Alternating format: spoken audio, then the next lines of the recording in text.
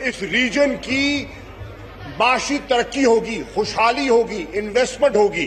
اب کچھ قوتیں ہیں جناب والا جن کو یہ منصوبہ کھٹکتا ہے اور وہ گاہے بگاہے اس کے راستے میں رکاوٹیں کھڑی کرتی ہیں، اور آپ وہ قوتیں آپ جانتے ہیں، وہ قوتیں جو پاکستان کے اندر انسٹیبلٹی کاز کرنا چاہتی ہیں، وہ قوتیں جو پاکستان کی معاشی ترقی میں رکاوٹ بننا چاہتی ہیں، وہ قوتیں اعلی کار استعمال کرتی ہیں، فنڈنگ کرتی ہیں اور لوگوں کو استعمال کرتے ہیں اس راستے میں کھڑے ہونے کے لیے۔ تو جناب والا، میں آج ایک مرتبہ پھر ان قوتوں کو اس ایوان کی طرف سے پیغام دینا چاہتا ہوں کہ سی پیک پر اور اس اکنامک کوریڈور پر پاکستان متفق ہے، یہ ایوان متفق ہے اور انشاءاللہ یہ پایہ تکمیل کو پہنچے گا۔ آپ رکاوٹیں کھڑی کر لیں، جیسے پاکستان کے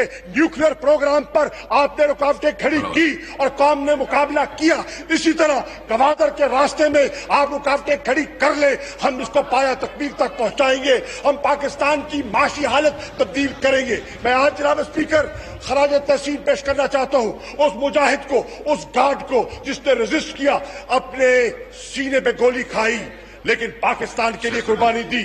میں پاکستان کی افواج کو خراج تحسین پیش کرنا چاہتا ہوں جنہوں نے فی الفور موقع پر پہنچ کر کارروائی کی اور ان دہشت گردوں کو قلعہ قمہ پہنچایا، ان کو کیسے کردار تک پہنچایا۔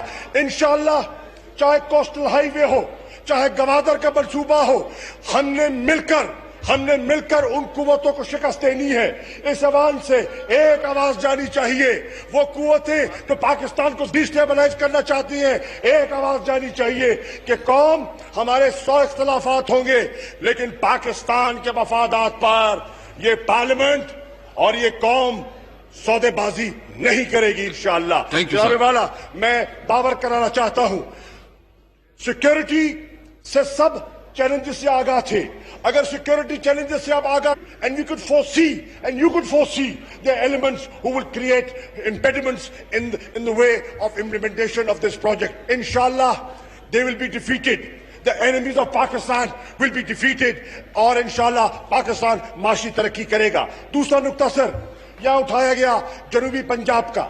جنوبی پنجاب کے آج 3 سپوتوں نے، سردار نصر اللہ دریشک نے، سمی گیلانی صاحب نے اور ظہور قریشی صاحب نے ایک بل موو کیا ہے، اور دوستوں نے بھی بل موو کیے ہیں، پیپلز پارٹی نے بھی بل موو کیا ہے، اور میں سمجھتا ہوں آپ نے آج اس کمیٹی کی تشکیل کا فیصلہ کیا ہے۔